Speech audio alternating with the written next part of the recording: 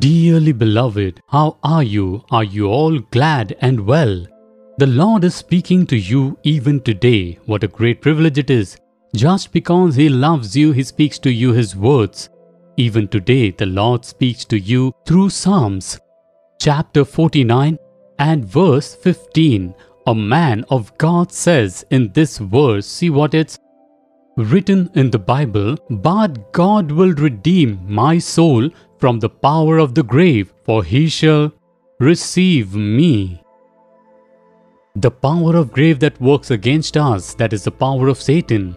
He tries somehow to stain our souls, to entangle us in sin somehow, and to drift us away from the Lord and to destroy our joy. The evil devil plans so with his spirit of hell. But see what is written in this verse over here in the Bible.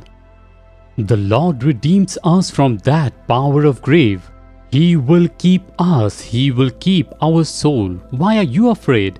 It is very simple. Do you say, "Oh, I have fallen, I have sinned, I have been stained, I do not have peace"? Just say, "Jesus, forgive me, Lord."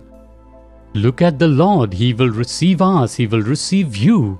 Are you not His child? Have you not been walking with Him? Does not the Lord know that we live in a sinful world? It's true, we fail sometimes. We have some weakness or shortcomings. And because of that, we fail in the words of our mouth, our sight, our thoughts and deeds. And that makes us feel sorry. For that, the Lord will not immediately leave us and go away. He is the one who keeps our soul.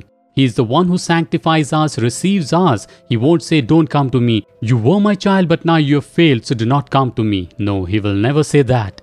But instead He will say, "We will go together." The Lord accepts you. Why are you standing afar?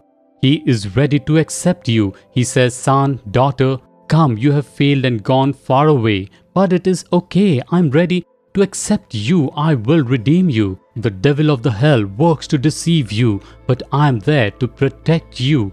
I will keep your soul. Then why should you fear and stand afar? Come closer to the Lord, and He will accept you. Will you surrender today?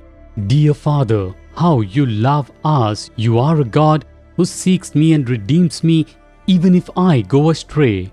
We surrender ourselves, myself, into your hands again. Thank you, Lord, for accepting us. Praise you for you keep our souls. In Jesus' mighty and powerful name we pray. Amen. Amen.